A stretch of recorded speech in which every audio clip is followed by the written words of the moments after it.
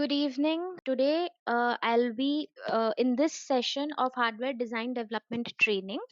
I will be your hardware trainer. So, I'm currently engaged with Mindmajix. I will be being your hardware trainer. I will be there to always sort you out, help you out with all the doubts and clarifications which you have during this entire training course. Let's go through what is actually the scope of this entire course which we'll be dealing with. Being into hardware industry for a couple of years, what I realized is some short courses which are up to the basic level, it will be very handy for students, or as well as I would say that fresher years, like first year or second year, fresher year experienced professionals, to gain a lot of knowledge and to come into industry. It will be also helpful for educational organizations. If anyone is from faculty background and want to train students at the college level, btech level, undergrad level, or pg level, then even they can get engaged and take up these short courses so that they can train their students at their college premises. So in this entire course, the student, whoever like you will be getting accustomed with the entire designing as well as the manufacturing process in single sided boards as well as double sided pcb boards. um, we will be dealing with only up to two layer of board designs, and once you are completely industry ready for the basic level, you can further develop yourself into multi-layer designing boards. Currently we are also looking forward that how we can come up with some other advanced courses, but to reach the advanced courses, definitely initially you have to take up the basic short courses. So this course will also be providing you an insight about how to design schematics in the softwares. Softwares like you have different softwares nowadays like Cadence Allegro, OrCAD, Eagle, KeyCAD, then Easy EDA. Many other softwares like even Altium is present. So how do we design? How the companies design the schematics, and how do they come up with different circuit simulations, how the components are created. We will all be going through this in this short course. The candidates like you will also be able to work with the netlist generation, bomb generation, PCB layouting, routing, Gerber files generation. So these entire step by step process, I'll be there to help you out, to tell you during this entire course. So overall, by the end of this course, you will be having an entire understanding of how the flow of the schematics, starting from the schematics, beginning from component selection till the entire fabrication process at the manufacturer end, how it is happening. You will finally come to know, you will be accustomed with that.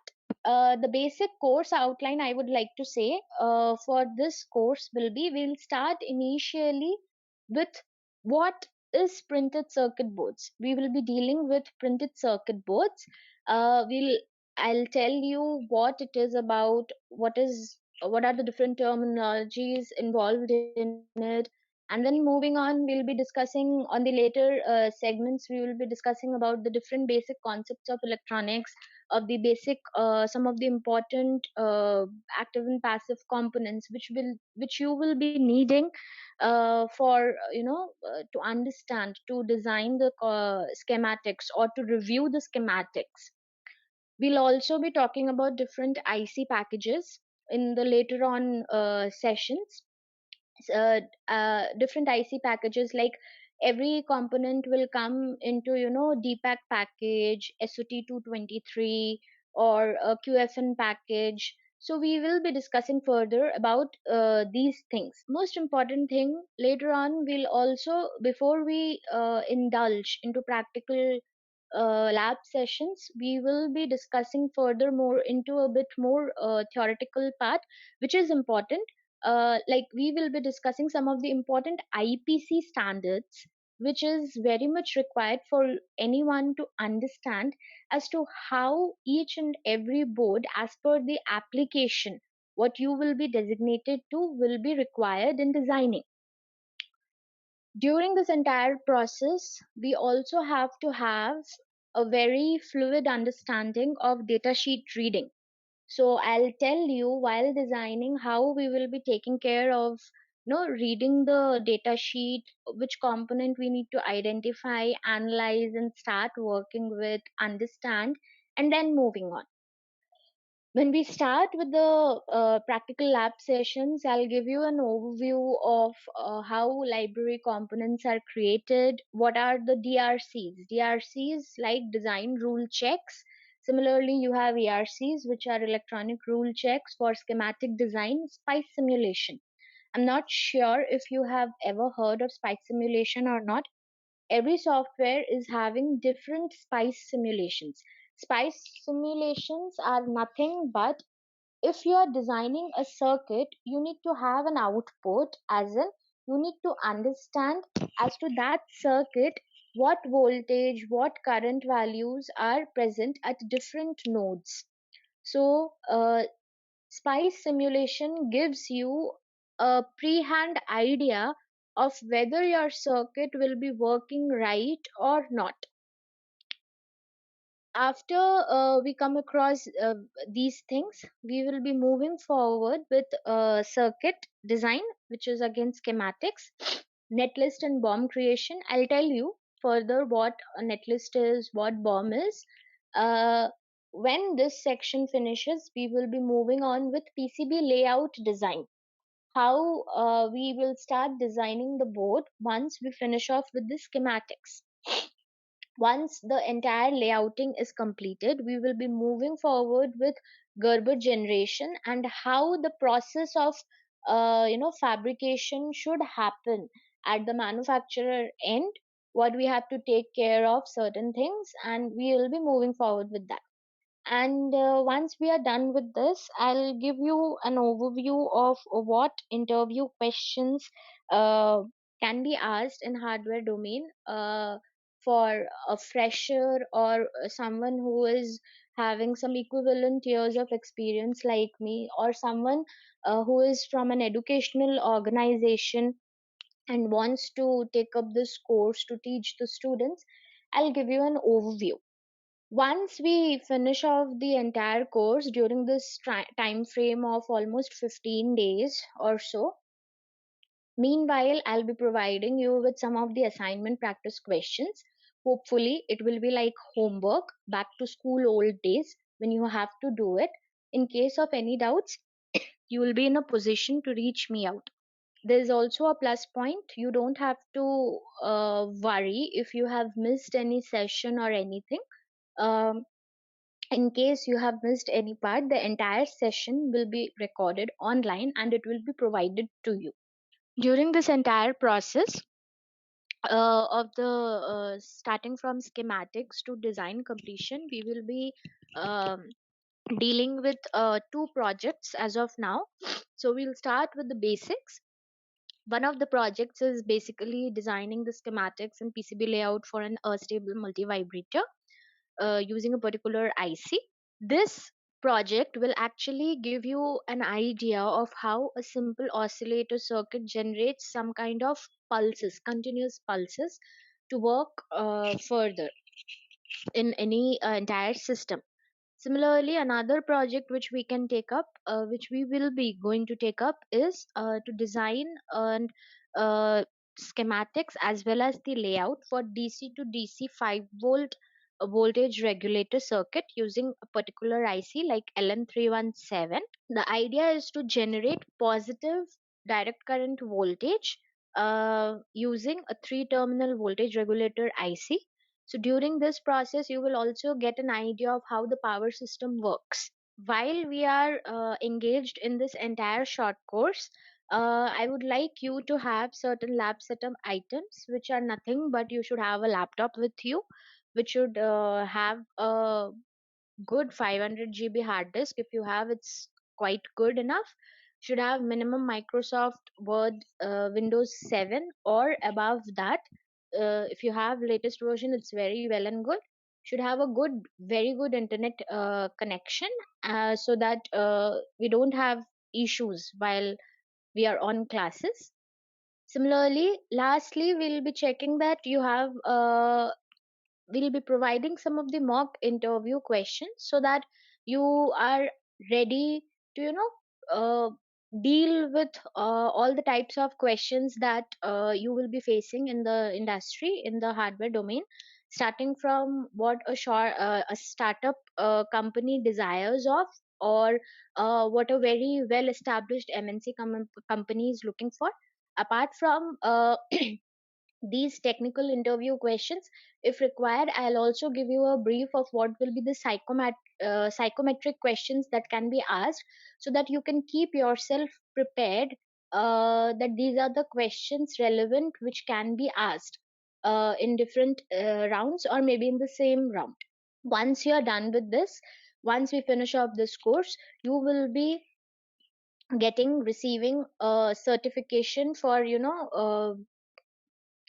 responsible that you have achieved in designing single layer and double layer boards, which you can update in your resume. It will be very useful for you, because Mindmajix, getting us like industry level certification from Mindmajix will add to your CV a lot. So this how your certificate will be looking. So, as I have already given you a brief initially, now we'll be starting with the technical details of what the PCBs are. So, basically, PCBs, I'll first tell you that we'll be dealing first initially with the introduction. So, PCB is a shorthand form of printed circuit boards. As you can see, this is the PCB or the green colored board which you are seeing with all the components assembled. Before this, we reach the PCB layout state. That is, of, before we receive this PCB layout, we have to develop with the schematic or the circuit designing. So if we go backwards, first schematics, then PCB layout, and finally the PCB board comes. So don't think that we get the PCB board with all the assembled components. Once you receive the PCB board, it is completely blank. Once we receive that, we need to check all the important points like power planes and ground planes. Once that is checked, after that only we solder the components on this board, on this blank board, and then this is the way how it looks. Starting with basics of PCB, as I told you, PCB is basically an abbreviated form of printed circuit board. So what PCB is, I've been talking about PCB. So printed circuit board is nothing but an electronic board which connects the circuit components. So as I told you earlier, you have different circuit components. These components will be connecting with each other on this electronic board. So PCB populated with electronic components will be called as printed circuit assembly. This is an entire assembled system. That is why we are using the term as printed circuit assembly. Actually, these boards are very much inexpensive. They are very rugged and very highly reliable. That is why any board which we develop in industry level, they go for mass manufacturing. It consists of basically a flat substrate upon which the electronic components are mounted, and then how the connections happen between two components is through conductive tracks. So that is how we use the word like PCB tracks having different widths based on the current flow in that. So that is how the connected components on this green colored PCB board communicate with each other. So this is basically the structure of how the basic of a PCB looks like. So let's see. See, firstly, you can see that there are two different boards with two different green colored structure. So green color is the kind of the substrate, the flat substrate, or we can call it as the solder mask above which the component comes. So similarly here down, if you see, this is, instead of green, they have tried to put, during manufacturing, they have used red colored substrate. If you notice the green colored above board, you can see some silver colored, like at the J1 reference designator, like see, R4 is the reference designator. Similarly, at J1 reference designator, the silver colored pads which are there, it means that a component is supposed to come here. This also tells you, gives you an idea that this entire green colored board is a blank board. So this is how, after manufacturing from the manufacturer, you receive the board in this format. If you see the bottom board, which is written as Ethernet to UART, this red colored board has some small components on it. One black color IC, couple of capacitors, couple of resistors. So that means this is the board which has been assembled with the components. So this bottom one will be kind of called as a PCA, that is printed circuit assembly. Now, coming above to the green colored board, you also see couple of more things, like two holes are given just below J1, mentioned as mounting holes. Mounting holes are required on a board.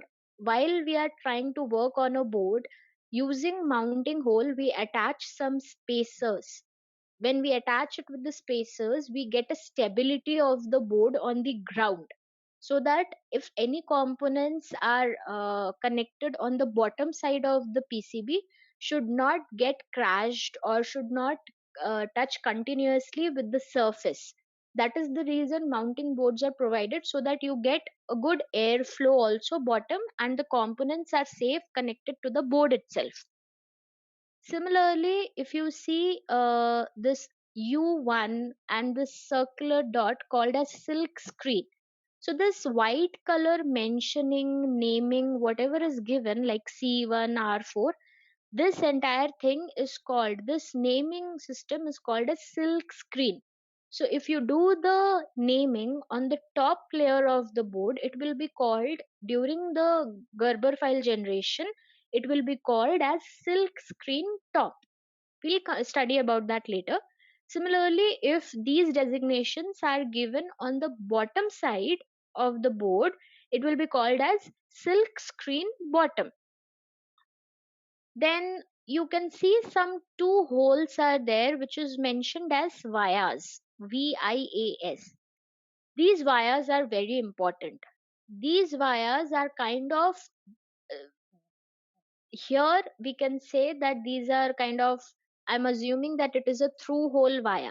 Through hole via means the wire is a kind of conductive element between the top layer of the board and the bottom layer of the board.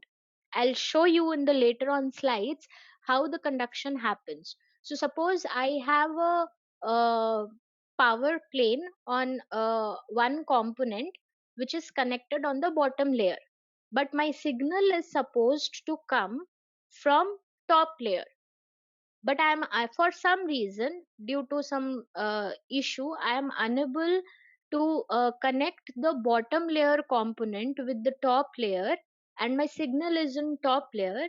Then in that case, these wires play an important role. It acts like a bridge between the top layer and the bottom layer to connect and transfer that power signal from the top layer connecting to the bottom layer's component. As you can see, these green color paths are there. These are nothing but traces. These are the only conductive tracks, conductive paths, which I had mentioned earlier, that PCBs, all the components are interconnected with conductive paths. So these conductive paths are actually called as traces or PCB traces. And then you have is pads. So what are pads? Pads are basically the soldering area of the component on the board. We cannot solder the entire board. You cannot have the entire board soldered. That it will be completely wastage of space and many other issues. There will be short circuiting problem. If the short circuit problem is there, your entire board will be on fire. So that is why every component, when it is connected to the board, be it top layer or bottom layer, these silver colored pads are nothing but copper pads which provide connection of for the between the component and the conductive parts of the board. Then if you see, we have another thing called as through hole. So as I mentioned you earlier, through hole is nothing. If you want to check that there is a hole on your board and if it is a through hole or not, please place it.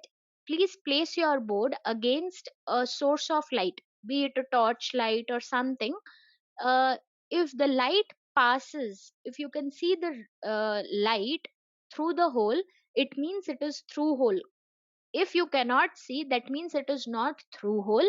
It is another type of via which we will be telling you later. It will be either blind via or buried via. And then finally you have another structure called as annular ring.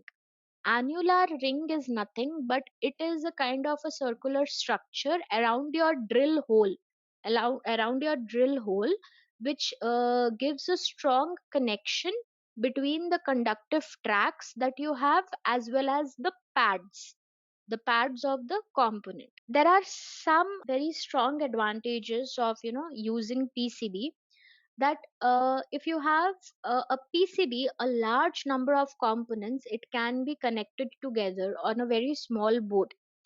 So the smaller the board, we assume normally that it will be more of a, like it will have more number of layers.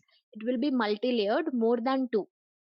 So multi-layer boards have actually a lot of complex circuitry on that, and these boards normally go for mass production, as I told you, in the industry level. And normally multi-layer boards or double layer boards, they actually have a lot of cost reduction. So that is a very big advantage in terms of financial side. We'll see what are the different classifications of the PCB. Okay, so as I told you, PCB is nothing but printed circuit board, and there are two types of it. One is rigid PCB and one is flexible PCB. So till now, what we have been discussing mostly relates to the rigid PCB, the hard green colored board PCB or the red colored board PCB that you have seen. It is just like that. But among this also, in this rigid PCB also, you have single sided PCB, double sided PCB, and multi layered PCB. Nowadays, if you go in the market, in the industry, different smartwatches or different mostly health related articles or objects which we see, they come up with actually flexible PCBs. But the disadvantage of flexible PCB is that it cannot hold a lot of components, and also it has a limitation of the kind of the amount of current which it can use. Mostly 1 amps to 2 amps of current they can use as of now, that I know. More than that, if you use, the material will start burning and then there will be a lot of fuss. So moving on, we'll see what a single sided PCB is. As you can see, this board is having all the components on one side. So what normally happens is, if you place all the components on a single sided PCB, na, your PCB size increases, a lot of components will be on only one side. But if you try to optimize this board into double layer, you will realize that your components, like the size of the board reduces, and lot of components which you had to put on one side only, you can put it on double side. You can put it on bottom layer and then connect it with the top layer connection through the wires which I had mentioned you earlier. So single sided PCB means that wiring is available only on one side of the substrate material. As you can see, all the components are connected on only one side. You can see some light red kind of lines. Those are the tracks, PCB tracks on the bottom side, which we cannot see. The side which contains this circuit pattern is called the solder side. That is, in this board, if you notice, these red tracks are the circuit pattern, and that is the soldering side.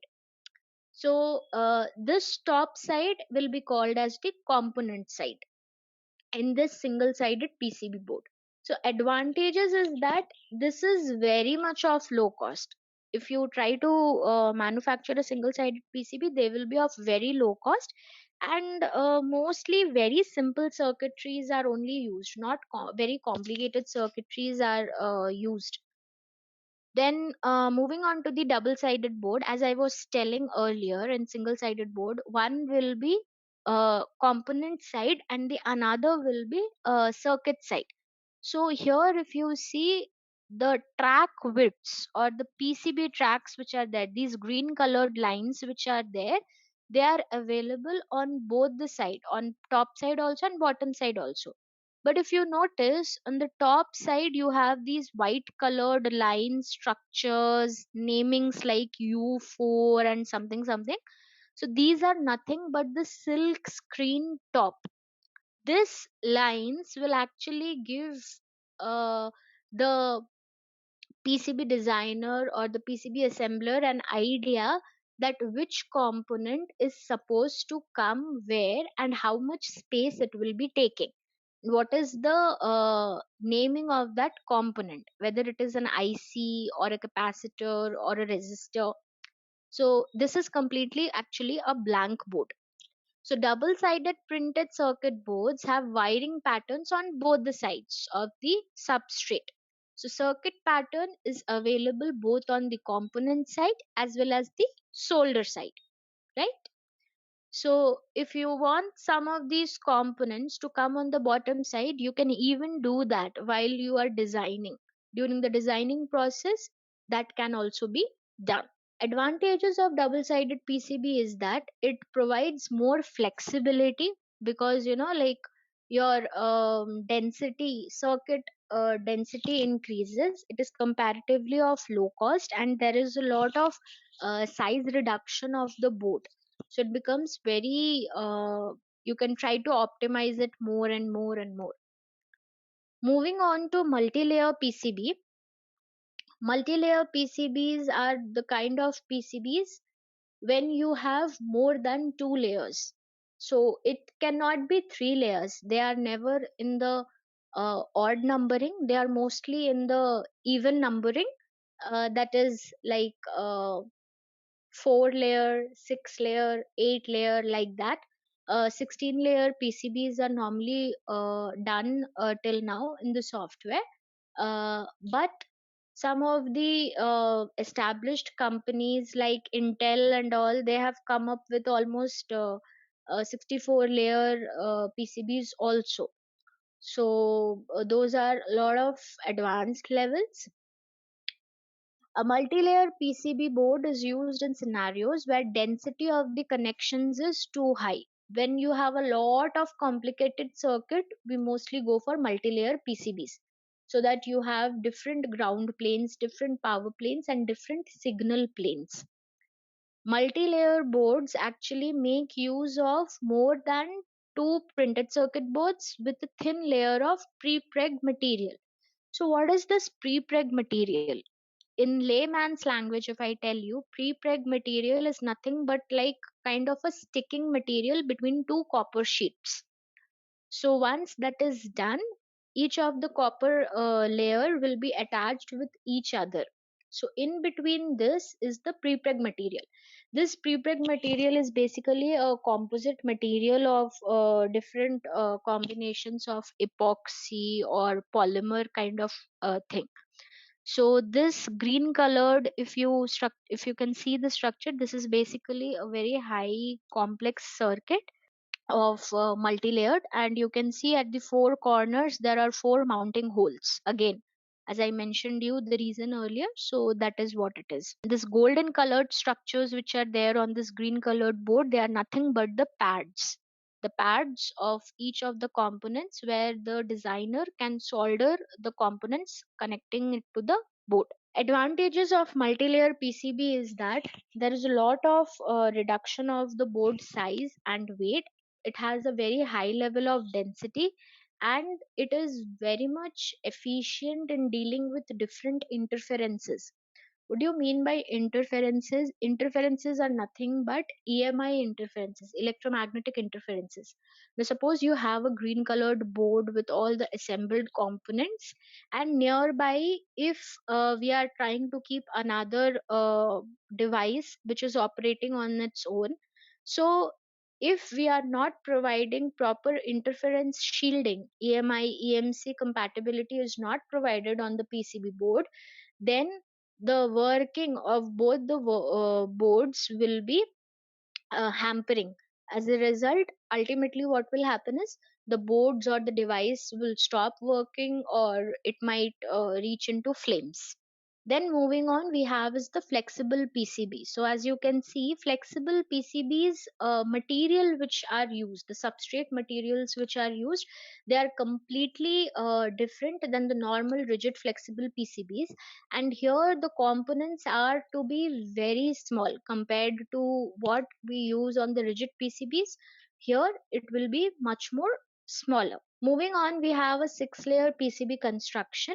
So as you can see, from top layer to bottom layer, a via is being connected. So that is a via for ground plane, which is internal plane 1. So all the ground connections from top layer to bottom layer will be connected through this via. Similarly, what about the power connections? For power connections, another plane is provided. So as you can see, internal plane 2 VCC is nothing but it is connected to third or fourth layer. All the connections are connected through the via, through power. All the power connections are connected through this plane. We have totally 6 layers, and in this, in case there are some issues, you can also provide some other different vias also. So what vias we are seeing now here, they are nothing but actually the through hole vias.